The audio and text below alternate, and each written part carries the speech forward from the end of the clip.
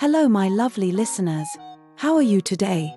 Today we are going to listen to a heartwarming English story called The Smartest Giant in Town, the real story. Are you ready? Let's begin. In the middle of a place called Gigglewood Town, there lived a gentle giant named George. George was incredibly tall. On misty mornings his head almost touched the clouds, and little birds sometimes sat in his hair as if it were a cozy nest. But George had one big problem. He sighed and said, "I wish I wasn't the scruffiest giant in town."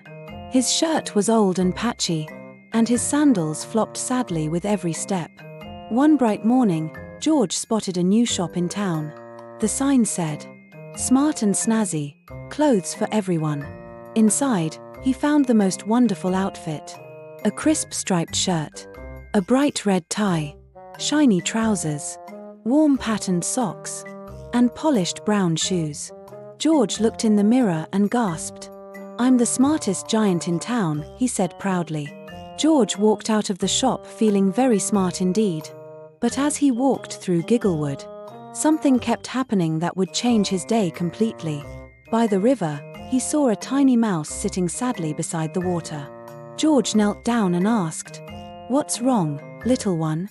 The mouse squeaked, "My house got washed away in the river, and I'm freezing and scared." George thought for a moment, then gently took off his smart red tie. He tied it around a small twig to make a little sail. "Here you go," he said.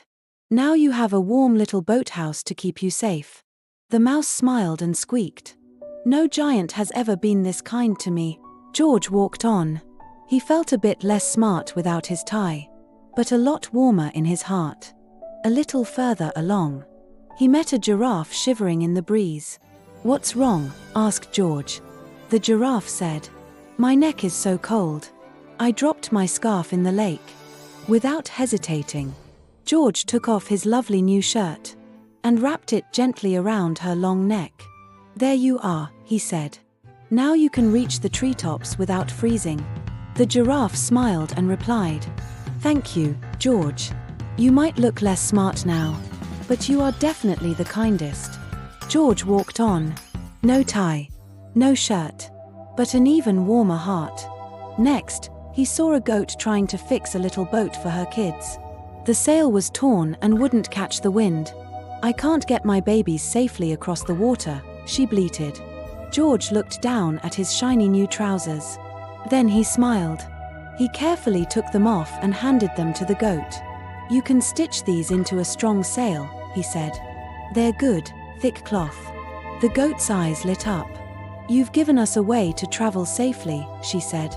"You really are the smartest giant, because you know how to help." George walked on, now just in his patterned socks and shoes, and his old gown underneath. Near the marsh, he found a fox family stuck in mud. Their home had flooded and everything was wet and cold. The fox cubs were shivering. George took off his cozy patterned socks, rolled them up, and used them as tiny sleeping bags for the cubs. "These will keep your little paws warm for tonight," he said. The fox mother bowed her head and whispered, "You've given us comfort when we had nothing." "Thank you, George." George walked on again, now just in his shiny shoes and his old gown. He looked less and less like the smartest giant in town, but he felt happier and happier with each kind thing he did. Finally, he met a lost penguin, wobbling along and shivering.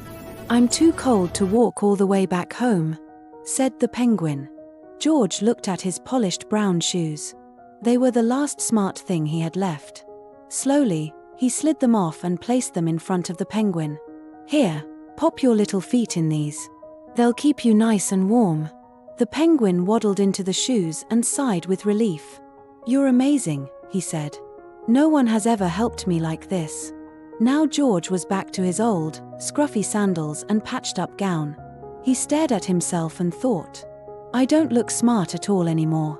Everyone will just think I'm the scruffiest giant in town again." But when he walked into Gigglewood Town Square, he got a huge surprise. All the animals he helped were waiting for him. There were lanterns hanging from branches, flowers scattered on the ground, and a big leaf banner that said, To the smartest giant in town, the one with the biggest heart, the mouse, the giraffe, the goat, the fox family and the penguin all stepped forward and placed a special crown on his head. It was made from little sails, ribbons, flowers and pebbles. George felt his eyes fill with happy tears. "But I gave away all my new clothes," he said softly. The mouse squeaked.